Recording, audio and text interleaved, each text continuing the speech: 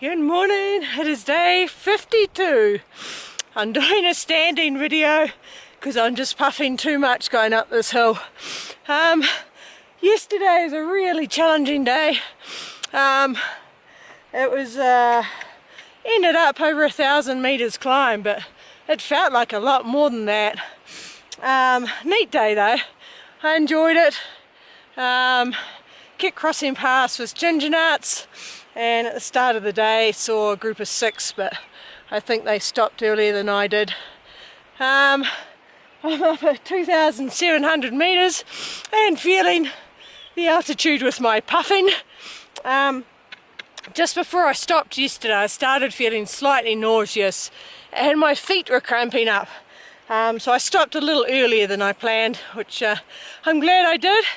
And this morning, I'm feeling pretty high. You can see the mist down below. I keep climbing. I'm going up to, I think, 10,500 feet. So I'm not sure what that is in meters. Probably another 100 meters vertical climb. Lots of snow around. I camped right by a snow patch, but it was a lot warmer than I was expecting.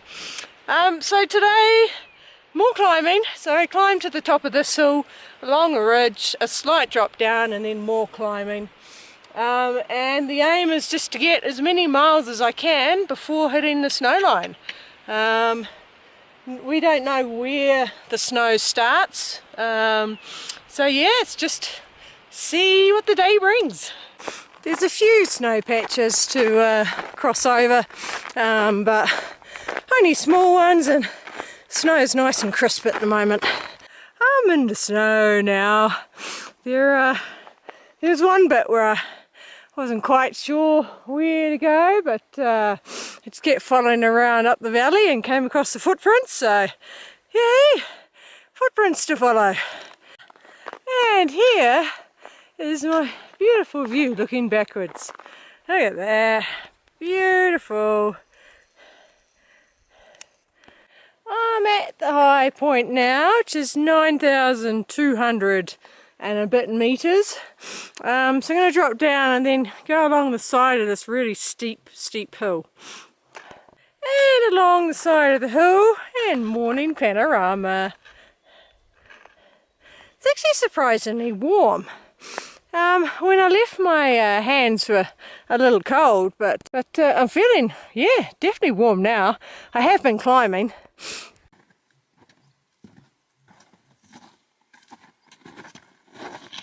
Started to get a bit steeper, so I've just stopped and put my crampons on.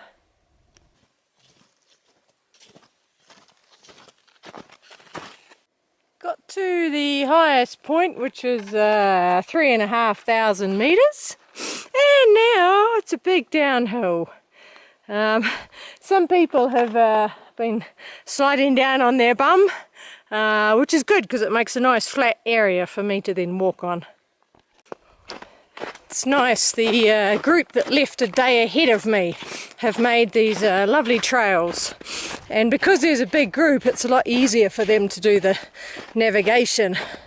So it means that I can relax and just every now and again double check where I am. Look at that tree, just the way that the bark is bent and the inside's broken. That's pretty cool. Sad that the tree's down. Still going down. Beautiful. All the snow-capped mountains around. I know I'll be climbing one of them, I'm not sure which.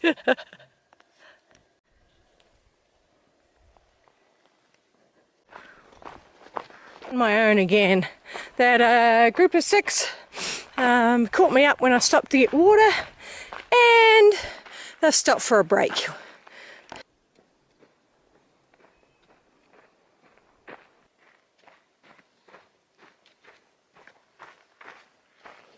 At the moment the trail is more dirt than snow, but there are frequent little snow patches.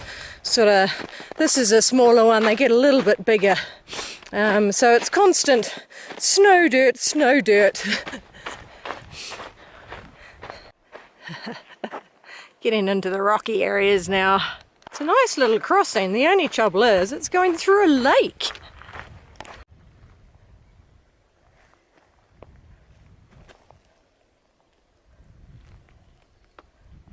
Made a path for us. It's wobbly.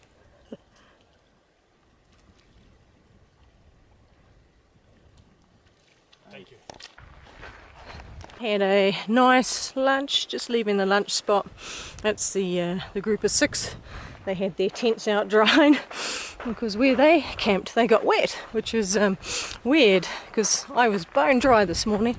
So from here the big hill starts, though not as big as yesterday. I think it's only 1,000 feet or 2,000 feet, something like that, so not too big.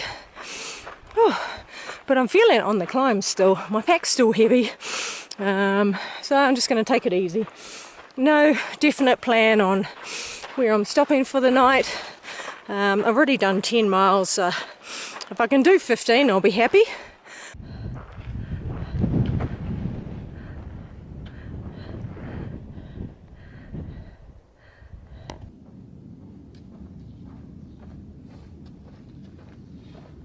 This is the trail coming up. Dead end. That shows how much snow there is. That's taller than I am by quite a bit. And this is it from the top.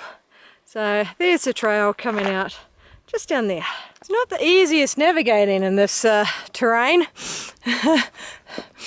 Thankfully I've now joined back up with some footprints. Been hearing loud noises and I can't make out if it's thunder or if it's jet planes going past. I think the more recent ones are thunder. Ooh, that was a slog, but beautiful view. Look at that. So currently at 3,200 odd meters or 10,600 feet. Just a tiny little bit more and then we start a little downhill.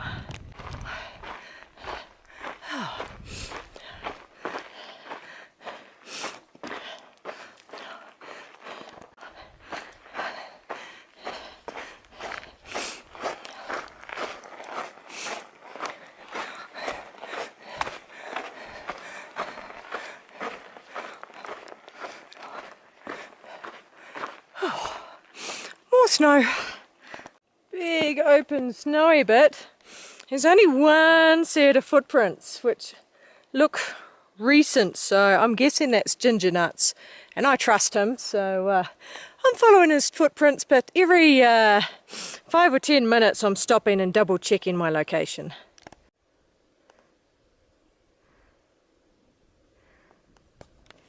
Hopefully the thunderstorm seems to have gone away, but that mountain there, which is getting the brunt of the weather, and the ridge behind, lost in the cloud, that's where I was this morning. So poor people, anyone who's up there now. Now starting to head back down again. We've had an area of mixed snow and dirt, and now back to the full snow. With the snow it's impossible to try and follow the trail, so people make their own tracks, and what tends to happen is it goes straight up and straight down. Wow, flat open area. If I didn't know better I would have guessed it's a lake, but it's not. It's just a flat bit with lots and lots of snow. But I continue following the tree line. That open area was actually 0.1 of a mile off the track, and I think it's been used as a shortcut on the flats because I cut back across to get onto the track and there's 0 footprints. One of the things that I'm doing to try and increase my calories is carrying olive oil, which is quite common. Especially on these long legs. I add 2 big spoonfuls, which is probably a tablespoon and a half of olive oil to my dinners. I found that's the amount that I can have when it doesn't ruin the taste of what I'm eating. And the reason that we use olive oil is 1 tablespoon is 120 calories, so very calorie dense.